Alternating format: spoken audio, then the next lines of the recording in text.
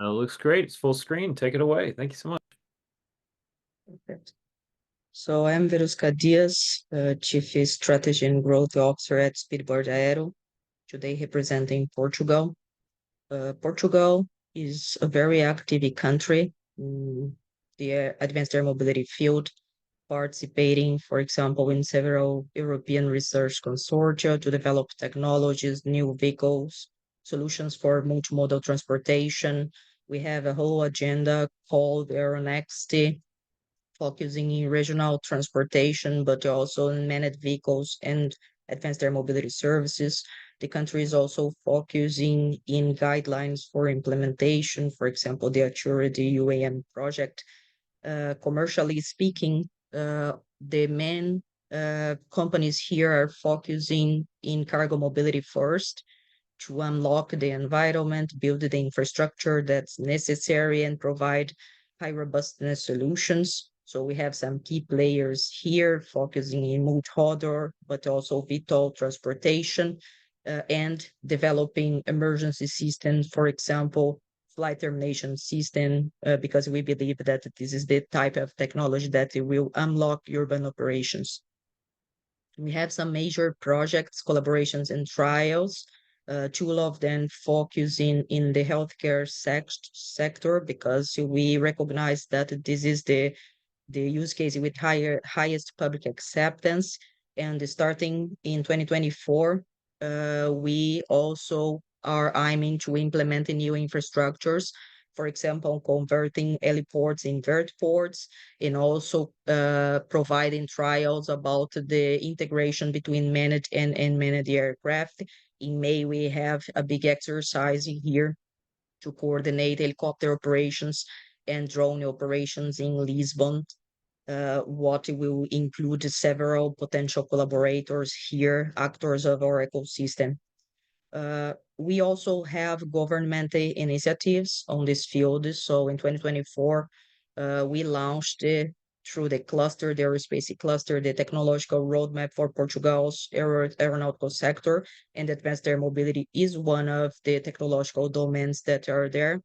And the country is also investing in new sandboxes, trying to put Portugal as a test zone for not only Portuguese players, but also international players. We have good weather, we have very good operational conditions. So this is an investment that we saw in 2024.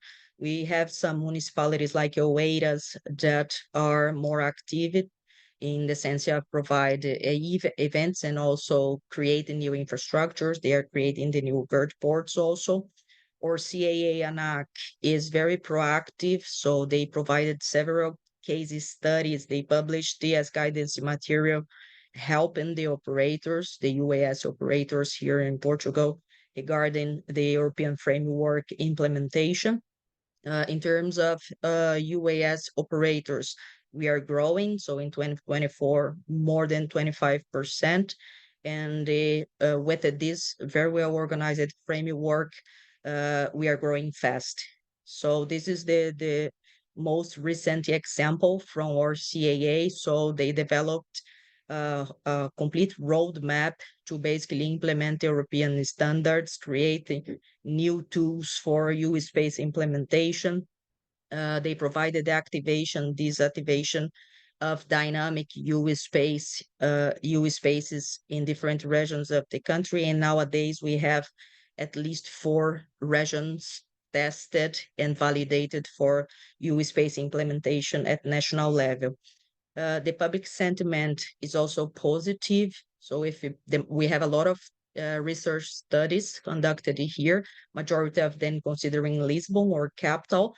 If we consider the metropolitan population, more than 60% of this population they know what is advanced air mobility and urban air mobility, what is the proposal, what is the concept, and more than 74% they have interesting interesting using the technology. Of course, they are concerned about travel costs, safety, security, noisy pollution, environment concerns. but at the end, they recognize the benefits, for example, time saving, contribution to lesser pollution, and the pleasure by itself. So they are helping us now to select vertiport locations, for example, giving us data about what is the public acceptance in terms of urban planning, to use the parking lots, to use the existing helipads, heliports, airports as the first places for vertiport implementations. We started now a new phase here in terms of public acceptance. We started classifying there then in terms of adoption.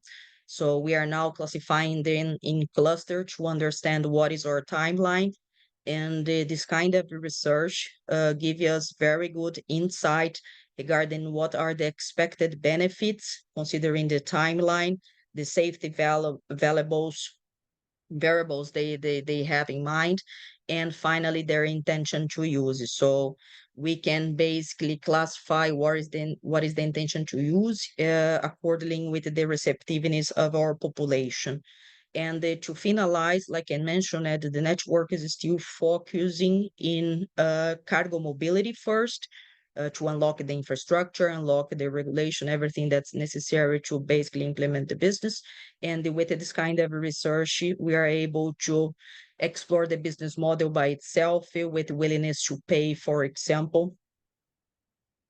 In terms of events, we have at least 6 events per year here, some of them focusing in network, some of them focusing in operational trials, and some of them in the technology exposition by itself.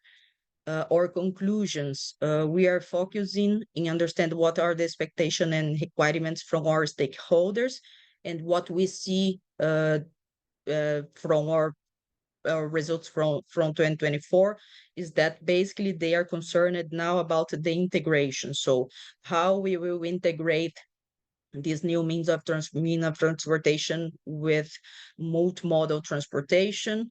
How can we provide the smart cities data in real time? How we will share the data? So this is the type of concerns we have now. They believe the technology is safe enough and mature to go forward, but we must provide integration.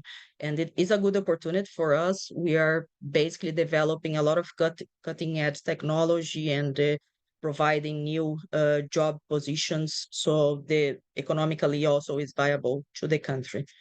Regarding my project, I am Chief Strategy and Growth Officer at Speedbird, so coordinating the company expansion in terms of business model and also the robustness of our technology. So we have more than 31,000 flights, commercial flights around the world, flying BVLOS in 8 countries.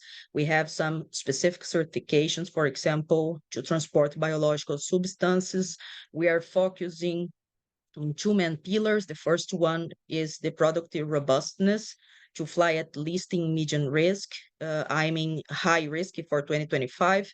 We received in 2024 more than 1 permanent operational exemptions based in this robustness. And now we are basically growing the business, thinking about the sustainable and scalable business model that we can provide to B2C and B2B clients, thinking about unit economics, because at the end, we believe that we can scale the technology only if we can provide the robustness and the unit economics. That's it. This is my contact, and it will be a pleasure being in touch with you guys. Thank